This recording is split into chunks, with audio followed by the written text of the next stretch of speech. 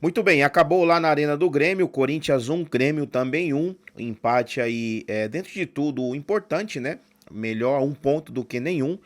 Lógico que a gente queria ali os 3 pontos, mas dentro de tudo foi um bom resultado, até porque o Corinthians entrou com um time completamente reserva, com exceção de alguns titulares que começaram jogando ali hoje. Eu vou deixar aqui um corte do programa Sport Center da ESPN e fica comigo aí para você ver uma análise bem cirúrgica que eles fizeram sobre esse empate aí do Corinthians lá na Arena do Grêmio. Mas antes, se inscreve aí no canal, ativa o sino, deixa o seu like e deixe seu comentário também o que você achou desse empate do Coringão fora de casa lá na Arena do Grêmio. Eu tenho um amigo corintiano, André Kfouri, que costuma dizer que sempre há a sensação em relação ao setor defensivo do Corinthians que a melhor opção está no banco, até ela ir para campo. Isso. E daí quem estava em campo vai para o banco, exatamente. É um revezamento. Existe esse problema hoje? Essa é uma situação frequente no futebol. Os times que não passam por bons momentos, boas fases, às vezes acontece no ataque, né? Sempre o melhor atacante é o que está no banco. A torcida pede, né? Mesmo porque não dá para pedir quem está jogando.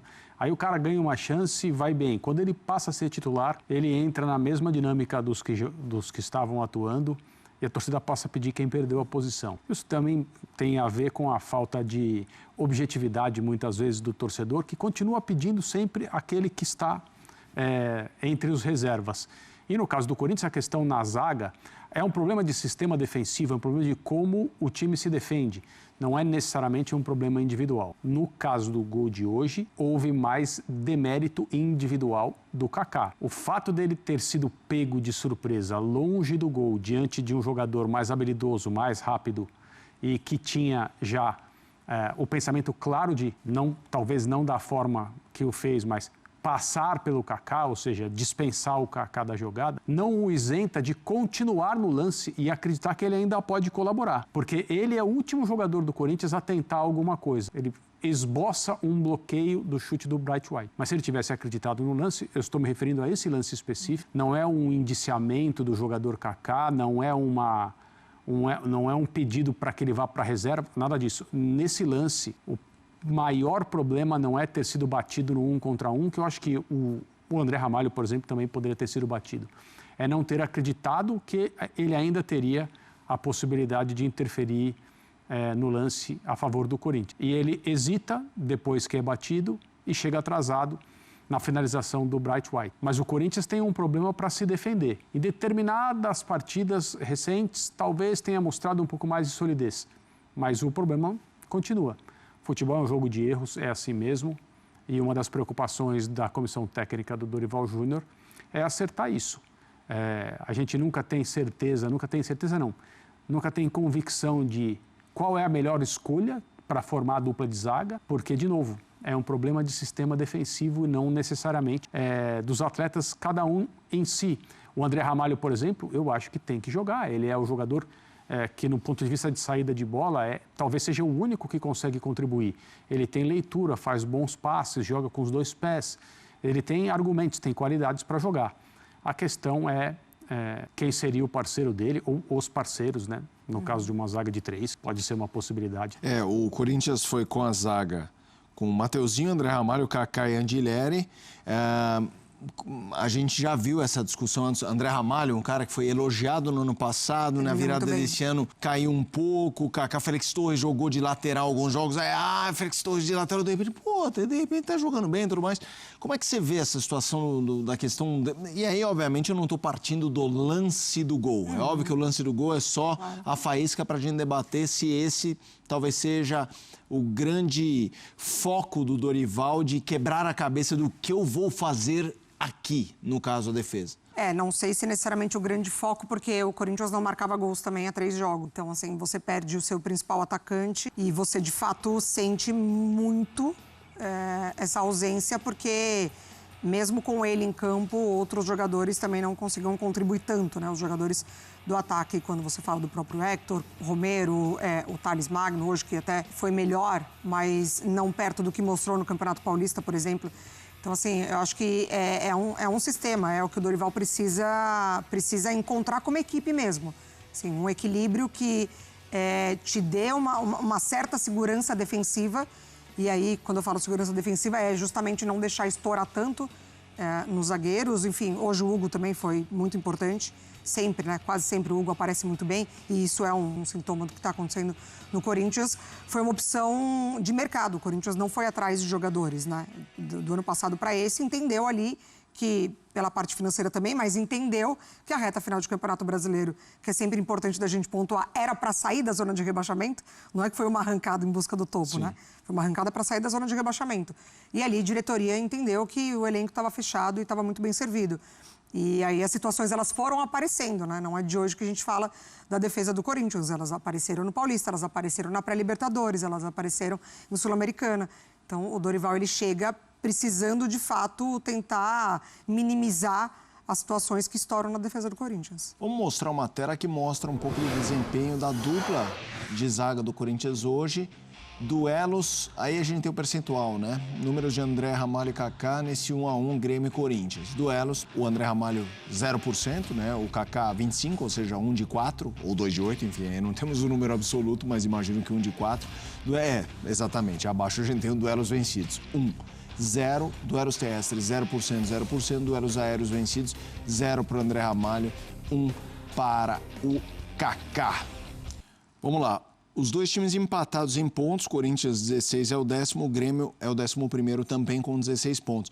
Fazendo um olhar sobre o Corinthians, André, também no viés do treinador, né? O Dorival chega e, curiosamente, jogos em que ele foi mais elogiado são os jogos mais mexidos, né? O jogo contra o Galo é um jogo em que muita gente avalia que foi uma boa atuação no Corinthians, era um time também bastante remendado. O que aconteceu hoje, não que hoje estejam dizendo que, nossa, o Corinthians jogou muito bem, mas em função do que tinha, jogando fora contra o Corinthians, contra o Grêmio, a performance foi, se não celebrada, porque eu acho que celebrada não foi bom, respeitado. Olha, legal, essa é uma, tivemos postura, diz o corintiano. Queria te ouvir. Uma das coisas que surpreenderam na atuação do Corinthians hoje foi a variação de jogo, a maneira como o Corinthians teve bastante mais fluidez no ataque do que o normal.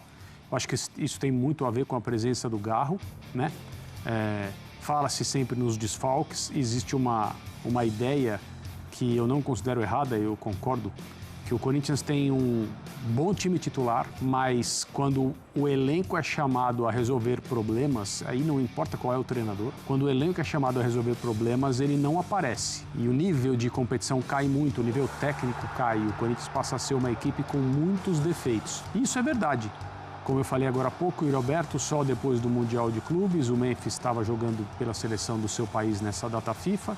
O Garro é um jogador que todo mundo sabe tem seus problemas físicos, não está no melhor da sua forma e é um jogador do qual o Corinthians depende, mas ele mais colabora e se sacrifica do que apresenta uma situação de seu corpo está em dia e ele pode expressar o melhor futebol que ele tem. Mesmo assim, a diferença técnica dele para a maioria dos outros é muito grande, a capacidade de leitura de jogo, passe, bolas viradas, chute de média distância, ele tem tudo isso e praticamente só ele tem. Então, quando ele está jogando, o Corinthians é um time que se move muito melhor, que circula a bola de maneira muito mais criativa e mais objetiva.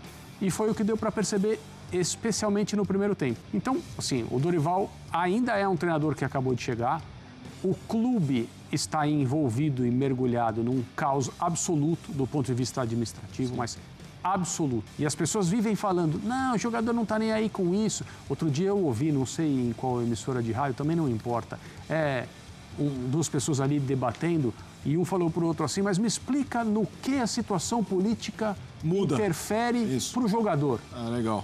Interfere porque o jogador ouve, ele lê, ele sabe de coisas que pouca gente sabe porque ele está lá dentro, ele pensa nas perspectivas, ele pensa na sua própria situação individual, ele pensa o que vai ser do clube, o que vai ser do time, o que vai ser da comissão técnica. Não à toa, o próprio Garro disse há algumas rodadas no Campeonato Brasileiro, antes dessa parada, evidentemente, que os jogadores se sentem mal com o que está acontecendo. Sim. Então, né, quando a palavra vem de dentro do clube, assim, com todas as letras da boca de um jogador, a gente tem que parar para ouvir e considerar. Então, tem todas essas situações que um técnico precisa administrar. Então, a questão do ambiente, que é cada vez mais tem que ser uma habilidade de um treinador, no caso do Corinthians hoje é um desafio a mais para quem quer que seja o técnico. E o Dorival é uma figura experiente, já viu muita coisa, já teve que resolver muitas situações e ele está passando por mais um desafio nesse aspecto de administrar um ambiente que não é bom, que não é produtivo, de cima para baixo, internamente, estou falando do clube, e fazer o trabalho dele do ponto de vista de ser um treinador mesmo, um técnico, para que o Corinthians, em campo, nas suas atuações, seja competitivo e faça um bom papel nesse Campeonato Brasileiro. Vai parar agora o campeonato, ele vai ter, como os outros treinadores que ficaram aqui no Brasil, tempo para trabalhar. Tomara que esse tempo que ele tenha para trabalhar seja realmente um período em que a comissão técnica do Corinthians possa se dedicar ao trabalho de campo e à recuperação de jogadores. A Corinthians, no Brasileiro, 3 empates seguidos, né? Esse mais um empate, ok, fora de casa. Queria também te ouvir sobre esse olhar do Corinthians, que teve a avaliação razoável para boa hoje, com um time muito mexido, foi assim com o Galo também, mas que ainda não deslancha, né? Tem ainda seus desafios aí, o Dorival pela frente. Suas limitações. Ele que tá para chegar, hein? Suas limitações também, né? Eu acho que é muito disso.